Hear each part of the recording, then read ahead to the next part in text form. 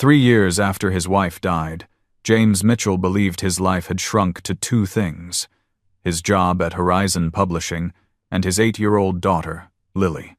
But on a late afternoon in the office, his boss, the coldest, most powerful woman in the company, asked him to help her write a dating profile. He thought it was just another task. Then Eliza Reynolds looked him straight in the eye and said, "Why don't you just take me out?" James realized the line between boss and employee had already blurred. The question was whether he had the courage to love again. James Mitchell had learned to live in routines. Wake up at 6:15, make breakfast, pack Lily's lunch, drop her at school by 7:45, arrive at Horizon Publishing by 8:30, work until 5, pick up Lily, dinner, homework, bedtime, repeat. The structure kept him upright. It had been 3 years since Sarah died, and he still woke up some mornings reaching for her side of the bed before he remembered. He was 34 years old and felt older. His apartment was small, 2 bedrooms in a building that needed paint, but it was clean and safe and close to Lily's school. That was all that mattered. The walls were covered with Lily's drawings, her school projects taped to the refrigerator, her sneakers by the door. Sarah's wedding photo still sat on the bookshelf, but James had stopped staring at it every night. Progress, he told himself. At work, he kept his head down. He was a senior content editor, good at his job, invisible in the right ways. He arrived on time, met his deadlines, and left when he was supposed to. No one asked about his personal life, and he did not offer. It was easier that way. Grief had taught him how to be small. Eliza Reynolds was the opposite. She was the director of marketing, 36 years old, and everyone at Horizon Publishing either feared her or wanted to impress her. She wore tailored suits, spoke in clipped sentences, and never wasted time on pleasantries. James had worked under her for 2 years and could count on one hand the number of personal conversations they had shared. She was brilliant, ruthless, and completely alone. But James had noticed things. Small things. The way she drank her coffee black, no sugar, no cream. The way she stayed late on Fridays when everyone else rushed out. The way she asked him once, casually, if Lily was feeling better after a cold, because he had mentioned it in passing weeks earlier. It was the kind of attention most people did not bother with. So when Eliza called him into her office on a Thursday afternoon in late September, James assumed it was about the quarterly campaign. He grabbed his notebook and knocked twice before entering. Her office was sleek, all glass and steel, with a view of the city that made his apartment feel even smaller. Eliza was standing by the window, arms crossed. She glanced at him and gestured to the chair across from her desk. James sat. She did not. "I need a favor," Eliza said. Her voice was steady, but there was something underneath it, something uncomfortable. James waited. She walked to her desk, opened her laptop, and turned the screen toward him. It was a dating profile. The photo was professional, too polished. The bio read like a resume. "My sister made this," Eliza said. "She thinks I need to start dating. I think it makes me sound like a corporate robot." She looked at James directly. "You are good with words. Fix it." James stared at the screen. He had edited marketing copy, author bios, and press releases, but never a dating profile, especially not his boss's. He glanced up at her. She was watching him, waiting. There was no irritation in her expression, just a strange kind of trust. "Why me?" James asked. Eliza sat down across from him. "Because you are the only person here who has ever asked me how I was doing and actually waited for an answer." She said it plainly, without embarrassment. "You notice things. Most people do not." James felt something shift in his chest. It was not attraction, not yet, but recognition. She was lonely. He understood that. "All right," he said. "Let me see it." They spent the next hour going through the profile line by line. Eliza explained what her sister had written and why it felt wrong. James asked questions, the same way he would edit a manuscript. What did she actually like to do? What mattered to her? What did she want someone to know? At first, her answers were careful, generic. She liked reading, traveling, good wine. But James pushed. "What do you read?" he asked. "What kind of travel? When was the last time you took a trip just for yourself?" Eliza's expression softened. She told him about a photography course she had taken years ago, before the job consumed her. She told him she liked old bookstores, the kind with creaky floors and handwritten recommendation cards. She told him she had not been on a real vacation in 4 years. James wrote it all down. By the time they finished, the profile sounded like a person, not a product. Eliza read it over, and something close to a smile crossed her face. "This is better," she said. Then she looked at him, and the smile faded. "Can I ask you something?" James nodded. "Why do you not date?" Eliza's tone was not accusatory, just curious. "It has been 3 years, right?" "Since your wife." The air in the room tightened. James had not expected the question. Not from her. Most people avoided the topic entirely. He set down his pen and looked at his hands. "I do not know if I am ready," he said quietly. "I do not know if I will ever be ready. And I have Lily to think about. She lost her mother. I cannot risk her losing someone else." Eliza leaned back in her chair. "You think loving someone again would hurt her?" "I think bringing someone into her life and then having it not work out would," James said. "She has been through enough." Eliza was quiet for a moment. Then she said, "You are a good father, James, but you are also allowed to be a person." The words landed heavier than he expected. James met her eyes. There was no pity there, just honesty. It made him feel exposed and seen at the same time. "I should get back to work," he said, standing. Eliza nodded, but she did not look away. "Thank you," she said. "For this." James walked to the door. But before he left, he turned back.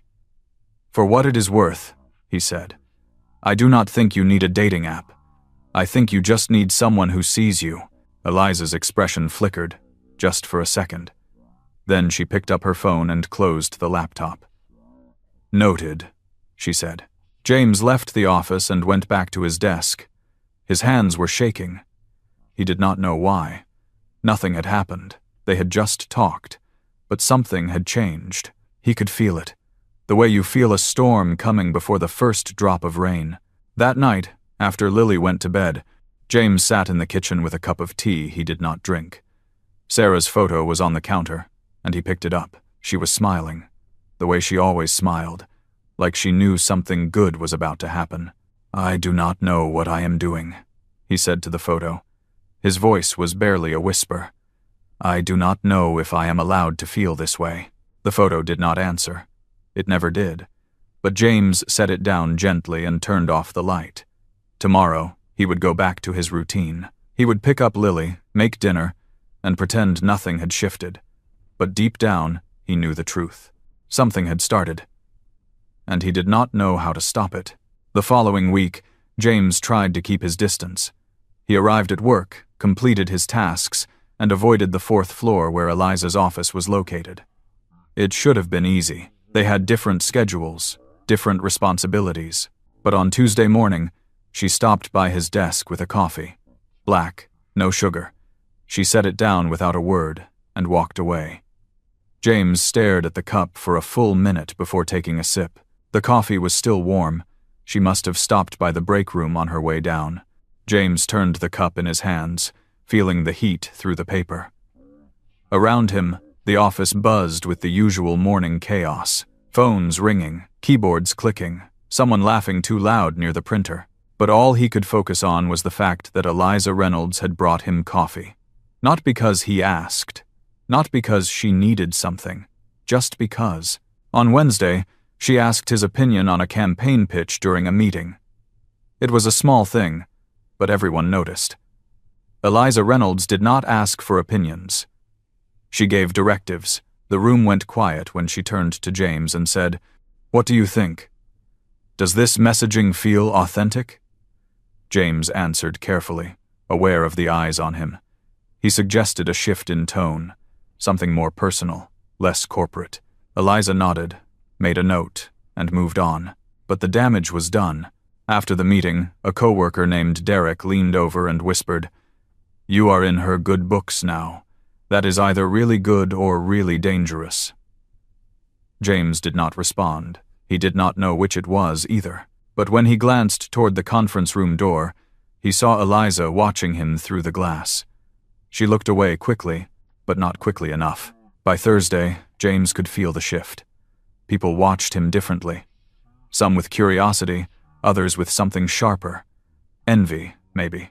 Or suspicion. He kept his head down and focused on his work, editing manuscripts until his eyes burned. But his mind kept drifting back to that afternoon in her office, to the way she had looked at him when she said, "You notice things. Most people do not." On Friday, the tension had built to something he could not ignore. Eliza emailed him at 4:30 in the afternoon. The subject line was blank. The message read, "Stay after. Need your help with something." James read it 3 times, then closed his laptop and told himself it was just work. He texted his neighbor, Mrs. Chen, and asked if she could watch Lily for an extra hour. She said yes, like she always did. At 6 o'clock, the office was nearly empty. James walked to Eliza's office and found the door half open. She was standing by the window again, her jacket draped over the chair, her sleeves rolled up. She looked tired in a way he had never seen before. Her hair was down, not pulled back in its usual tight bun. It made her look younger, softer. "Close the door," Eliza said. James did. She turned to face him, and for the first time since he had known her, she looked uncertain. "I did not post the profile," she said. "I deleted it." James waited. She crossed her arms, then uncrossed them. She walked to her desk, then back to the window, like she could not figure out where to stand. "I realized I do not want to meet strangers online and pretend to be interested in their hobbies. I do not want to go on polite dates where we both know it is going nowhere." She met his eyes. "I want to go out with you." The words hung in the air. James felt his pulse in his throat. He had known this was coming, had felt it building, but hearing it out loud made it real. Dangerous. "Eliza," he started, but she held up a hand. "I know what you are going to say," Eliza said. "You are going to tell me this is complicated, that you are not ready, that you have a daughter to think about. And you are right. But I am not asking you to marry me, James. I am asking you to have dinner with me, just once, and if it feels wrong, we will forget it happened." James looked at her. She was not his boss in that moment. She was just a woman who had been alone too long, asking for something simple. He thought about Lily, about Sarah, about all the reasons he should say no, but then he thought about what Eliza had said the week before. "You are allowed to be a person." "One dinner," James said. His voice was steadier than he felt. Eliza exhaled, and something in her shoulders softened. "One dinner," she agreed. They went to a small Italian place 2 blocks from the office. It was the kind of restaurant with checkered tablecloths and candles in wine bottles, the wax dripping down in layers of red and white. The walls were covered in old photographs of Italy, black and white images of narrow streets and women hanging laundry. They sat in the back corner, away from the windows. The waiter brought menus and a basket of bread. Eliza ordered wine. James ordered water. She smiled at that. "You do not drink?" she asked.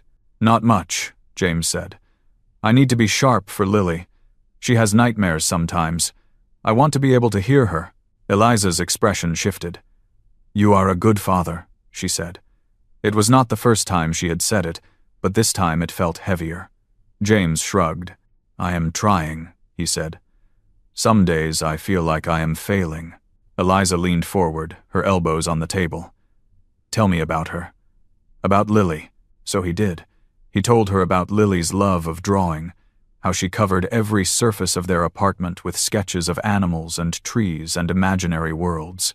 He told her about the time Lily asked if her mother could see her from heaven, and how James had said yes because he did not know what else to say. He told her about the small victories, like when Lily laughed at a joke or hugged him without prompting. He told her about the hard nights, when Lily woke up crying and could not remember why. Eliza listened without interrupting. Her wine sat untouched. When he finished, she said, "She is lucky to have you." I am lucky to have her, James said. She is the only reason I got out of bed for the first year after Sarah died. The waiter brought their food. Pasta for Eliza, chicken for James.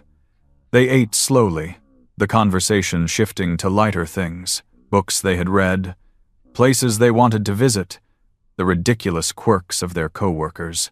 Eliza laughed at something James said about Derek, and the sound surprised him. It was genuine, unguarded. He realized he had never heard her laugh before. When they finished eating, Eliza reached across the table and touched his hand. It was brief, just a second, but it sent a shock through him. You are allowed to live again, James, she said quietly. Sarah would want that. James pulled his hand back, not out of anger but out of fear. You do not know what she would want, he said. His voice was sharper than he intended. Eliza did not flinch. You are right, Eliza said. I do not, but I know what it is like to stop living because you are afraid of getting hurt. I have been doing it for years, and I am tired of it. James stared at her. The walls she usually kept up were gone.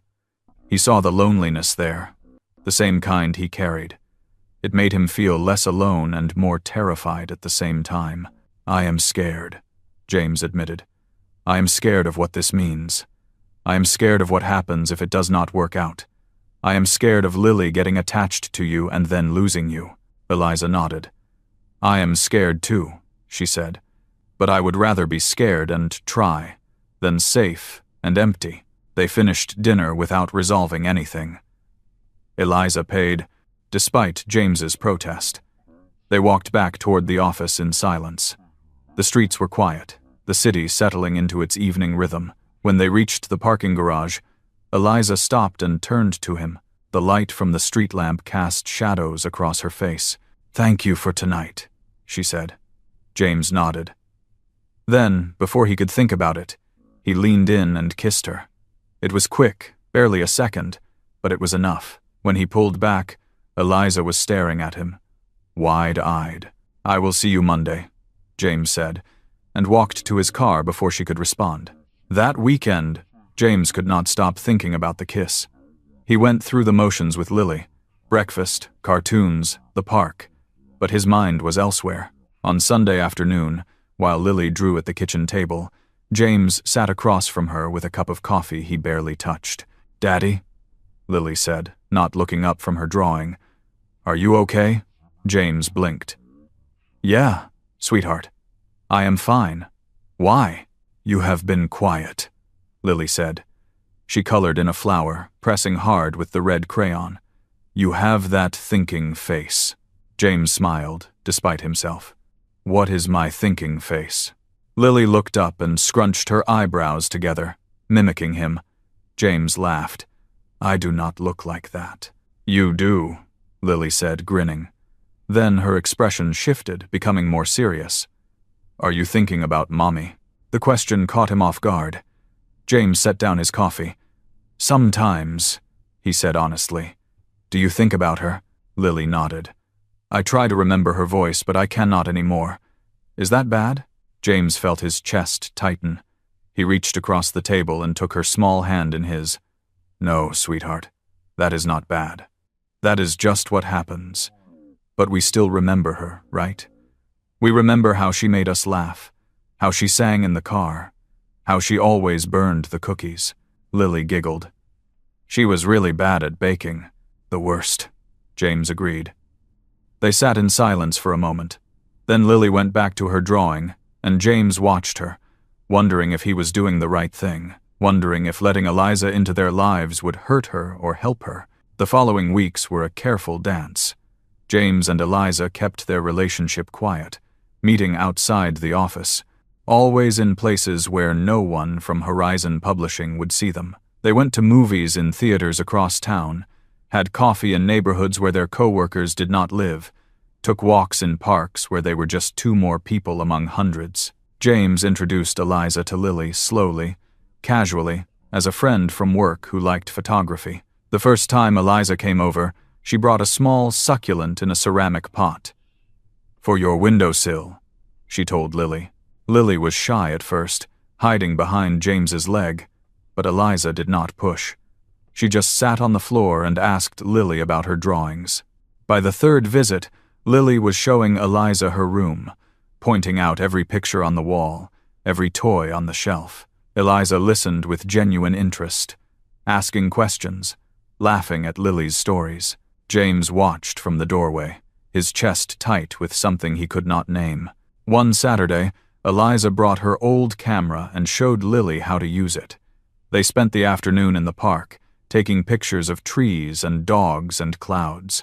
Eliza was patient, crouching down to Lily's level, adjusting the camera settings, explaining how light worked. Lily was fascinated, asking question after question. James watched from a bench, his chest tight with something he could not name. When Lily ran up to him with a photo she had taken, grinning, he realized what it was. Hope, but hope was fragile. At work, people started to notice. The way Eliza smiled when James walked into a meeting. The way James stayed late on the same nights she did. The way they walked to the parking garage together, their voices low, their bodies close but not touching. It was Derek who said something first, loud enough for others to hear. "Looks like someone is climbing the corporate ladder the old-fashioned way." James ignored it. Eliza did not. She called Derek into her office and closed the door. James did not know what she said, but Derek avoided him for the rest of the week, his face red every time they crossed paths in the hallway. But the damage was done. The whispers started. People watched them more closely. In meetings, when Eliza praised James's work, eyebrows rose. When James stayed late, someone always made a comment. The tension built until it felt like a weight pressing down on his chest. Then HR got involved. James was called into a meeting with the head of human resources, a woman named Patricia who wore reading glasses on a chain and spoke in the tone of someone delivering bad news. She gestured to the chair across from her desk. James sat. His palms were sweating. "Mr. Mitchell," Patricia said, folding her hands on the desk. "I need to ask you a direct question, and I need you to be honest with me. Are you in a relationship with Eliza Reynolds?" James hesitated. Lying felt wrong. Telling the truth felt dangerous. He thought about Eliza, about Lily, about everything that could fall apart with one wrong word. "We are seeing each other," James said carefully. Patricia nodded and made a note on her legal pad. "You understand this creates a conflict of interest," Patricia said. "Miss Reynolds is your direct supervisor. The company has policies about these situations." James felt his stomach drop. "What does that mean?" "It means we need to take steps to ensure fairness and professionalism," Patricia said. She removed her glasses and let them hang from the chain. "We will be discussing options with Miss Reynolds." "What kind of options?" James asked. His voice sounded distant, like it belonged to someone else. "That will depend on the conversation," Patricia said. "But I want you to know this is not a punitive action. We simply need to address the reporting structure." The meeting ended. James walked back to his desk feeling sick. He tried to focus on work, but his mind kept spinning. What would they do? Would they fire one of them? Force them to end the relationship? He checked his phone every 5 minutes, waiting for a text from Eliza. Nothing came. That evening, Eliza called him. Her voice was tight, strained in a way he had never heard before. "They are transferring you," she said without preamble, "to the editorial team on the 3rd floor. Different department, different supervisor." James sat down on the edge of his bed. "When?" "Monday." "Did you agree to this?" James asked. The question came out harsher than he meant. "I did not have a choice," Eliza said. "If I refused, they would have started an investigation. They would have gone through every email, every meeting, every decision I ever made involving you. This was the cleanest option." James closed his eyes. "You decided for me. I was protecting you," Eliza said. Her voice cracked slightly. "I was protecting us. You were protecting yourself," James said. The words came out cold. "You made a decision without asking me. You moved me like a chess piece." There was silence on the other end of the line. Then Eliza said, "I thought I was doing the right thing." "You always think that," James said. "But you did not even ask me what I wanted. You just decided. Just like I decided to shut everyone out after Sarah died. We are both so used to doing everything alone that we do not know how to let anyone else in." Eliza was quiet for a long moment. When she spoke again, her voice was barely a whisper. "You are right. I am sorry." But the damage was done. James hung up and sat in the dark. Lily was asleep in her room, her soft breathing audible through the thin walls. The apartment felt too quiet, too empty. He thought about calling Eliza back, but he did not. He thought about Sarah, about the promises he had made at her funeral. He thought about the way Lily had smiled when Eliza taught her to use the camera. He did not know what to do, so he did nothing. And the silence between him and Eliza stretched into days. James moved to the 3rd floor on Monday. His new desk was smaller, tucked into a corner near the copy room. His new supervisor was a man named Richard, who spoke in monotone and forgot names. The work was the same, but everything else felt wrong. He saw Eliza once in the hallway that first week. She nodded at him. He nodded back. They did not speak. At home, Lily noticed the change. She asked fewer questions than usual, but her drawings became darker. Trees without leaves. Empty houses. James found one on the kitchen table that showed a stick figure standing alone in the rain. He sat down and stared at it for a long time. On Thursday evening, Lily was quiet during dinner. She pushed her pasta around her plate and did not eat. James watched her, waiting. Finally, she looked up. "Is Miss Eliza mad at us?" Lily asked. Her voice was small. James felt his chest tighten. "No, sweetheart," James said. "She is not mad at us. Then why does she not come over anymore?" Lily's eyes were wide, confused. "She said she would teach me more about the camera," she promised. James did not know what to say. He had been so focused on protecting Lily from loss that he had not realized she had already let Eliza in. The damage he feared had already begun, not because Eliza left, but because he had pushed her away. "It is complicated," James said, but the words felt hollow. Lily frowned. "You always say that when you do not want to explain," Lily said. She stood up and carried her plate to the sink. "I miss her." James sat alone at the table after Lily went to her room. He thought about the last 3 years, about all the ways he had tried to control everything, to keep Lily safe, to keep himself from falling apart. But he had not been protecting her. He had been protecting himself, and in doing so, he had taught her to be afraid of letting people in. He picked up his phone and stared at Eliza's name in his contacts. He typed a message, then deleted it. He typed another, then deleted that too. Finally, he just called. It rang 4 times. He almost hung up. Then she answered. "James."